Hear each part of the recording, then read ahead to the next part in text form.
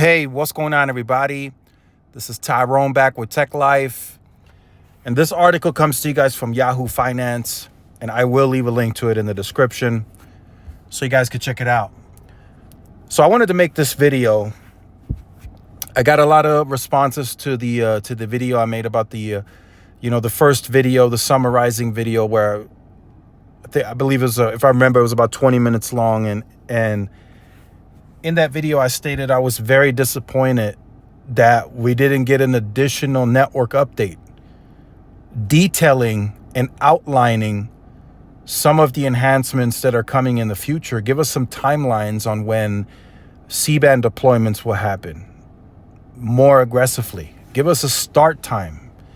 And yes, maybe it's for competitive reasons that T-Mobile no longer discloses those plans in more detail publicly. Very possible. But when you're talking about T priority for first responders, when you're talking about adding an additional, 5.4 million FWA customers with huge usage, I have every right to be disappointed. How? And then I'm also disappointed in the analysts. How come they're not asking? How do you plan to support an additional 5 million FWA customers? How do you plan to support T priority and the first responders from a redundancy and reliability perspective? We're getting none of those questions. And yes, I know T-Mobile is deploying backup generators to sites. But they're still not anywhere close to where the competition is today. So they still have a ways to go to get a higher percentage of sites with backup generators. But yet, they're already aggressively targeting first responders. And I will also acknowledge T-Mobile is very good at growing. They're very good at taking share, right? Even if it's targeted. If they say, okay, we're going to attack this region for first responders, whatever, right? They know how to do it. They know how to execute it. So yes, they will get first responder agencies to move over to T-Mobile. I think that's a foregone conclusion.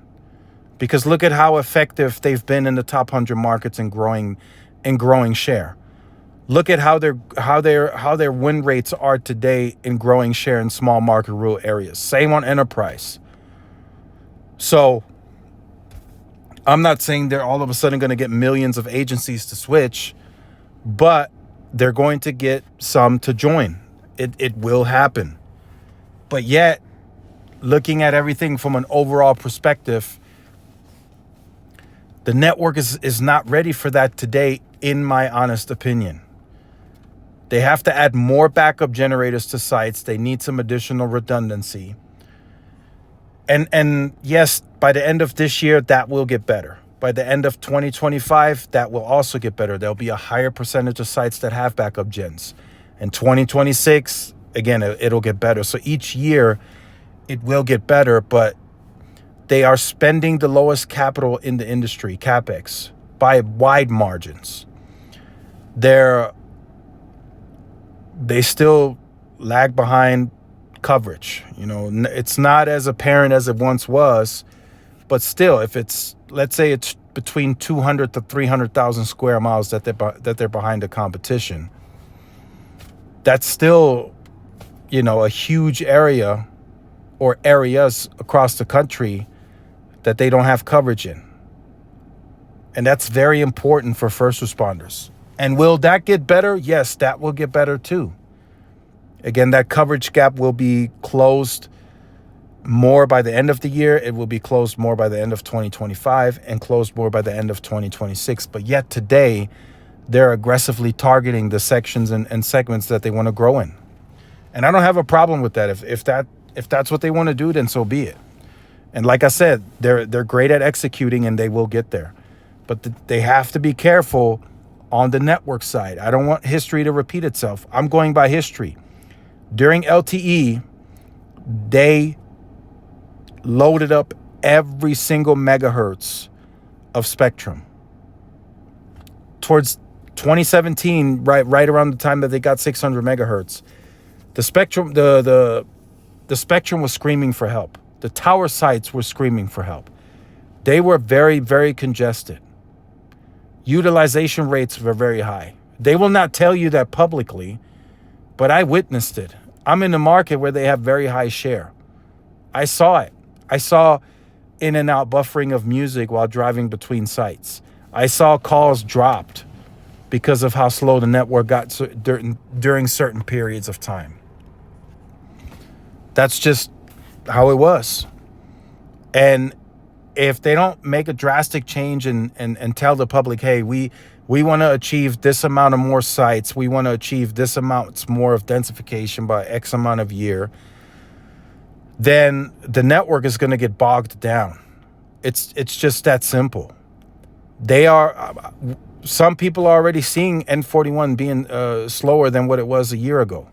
Same with the other assets, same with AWS, same with PCS. People are already seeing that slow down. Now it's not slow enough to where it's an alarming, right, where it's going to trigger an alarm, but it's already cause for concern. Like, hey, they need to add something. You know, if a backhaul increase is needed, then get those circuits increased and provisioned to a higher backhaul. You know, we have to talk about these things, right? We have to talk about them, and we have to further discuss in the comments. We have to bring this up. It's a real concern, right? You have 9.5 billion of a capex through 2027. You have to very strategically move that money because you're not spending a lot. So you're going to dedicate it to coverage expansion. Yeah, you're going to probably deploy X amount of sites per year. And you can do at 9.5 billion. I mean, you can deploy a good amount of assets. But if you have to concentrate on certain areas for densification because of FWA usage is exploding, and that's just estimates what they're putting out, right? They said they have an average usage of 500 gigs per month on FWA. And that's probably is the case because that's their internal numbers. But when they say that's going to increase 10% annually, right? That's just an estimated guess that they're taking based off of the numbers, but that could very well increase. How can they predict that it won't increase to 20% by 2026? Right? So that's just something that I had on my mind. I'm not saying it from a perspective like, oh, this is going to crash and T-Mobile's going to crash and burn. It's going to fail. It's going to be a mess. No, but they need to tell us, in my opinion, and they don't have to be super detailed. They just have to tell us, okay, yes, we acknowledge that with this growth, with this percentage, and these targets, we need to deploy this, and that.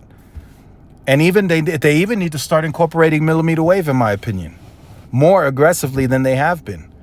But yet they have absolutely no plan of evolving around millimeter wave. They don't even talk about it. It's not even being discussed. At least we heard the word C-band.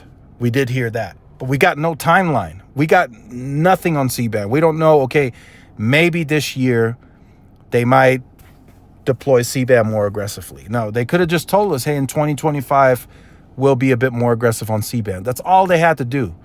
And they couldn't even do that. The only two things that I would say that we got, and they may have misspoken, but Ulf said that voice over NR is deployed across 300 million pops. I don't know how true that is, but that's what they discussed. And then the second thing is that they are deploying and launching 5G Advanced this year.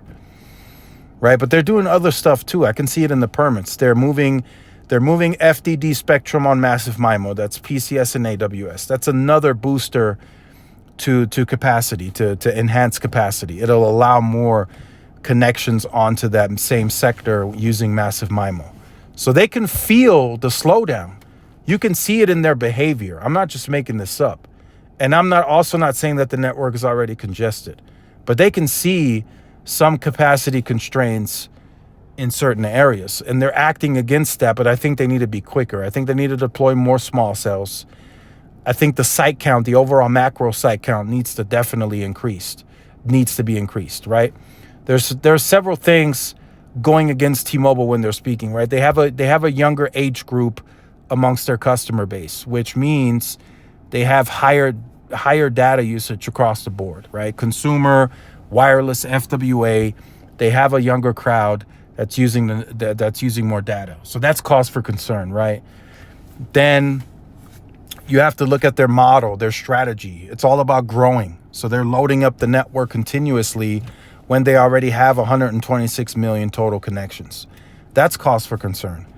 And then adding another 5.4 million, or I think it's actually more. It might be like 6 point something million. I can't think of it right now. Additional FWA customers on top of that. I mean, they're making use of every ounce of spectrum they got. Trust me. And they will deploy C-band and DoD a lot sooner than some of you might think, but they still didn't give us a timeline. So they're not going to start deploying C-band in 2028, obviously, right? But is it a little bit more aggressive this year? Are they going to be more aggressive next year? Maybe in the second half of next year? They gave us nothing. So it's definitely a cause for concern. It's not the end of the world because we're still seeing activity. Stuff is being upgraded. Stuff is being deployed. But would have, especially at an event where you're going to be there for 4.5 hours, you have all eyes on you. They should have talked a little bit more on the network and how they plan to serve, and make use of all of the use cases and stuff that they plan to deploy, right? T priority. Yes, you already upgraded it and deployed that into the network. But what about the redundancy? What about backup generators, right? It's just a lot of these questions are not being asked, and we just won't know. We have to wait and see until T-Mobile reveals that information, or until the right questions are asked, but then they usually tap dance around it and don't straight at, answer the question. They always dance around the question. But yeah, just wanted to talk about that in today's video. Let me know if that's a concern for you in the comment section. And like I said, I'm not saying that the network is crumbling, that it's falling apart. I'm just saying I would have liked to hear a little bit more information. So let me know your thoughts. Like, share, subscribe, follow my social media outlets. This is Tyrone with Tech Life. See y'all in the next one. Peace.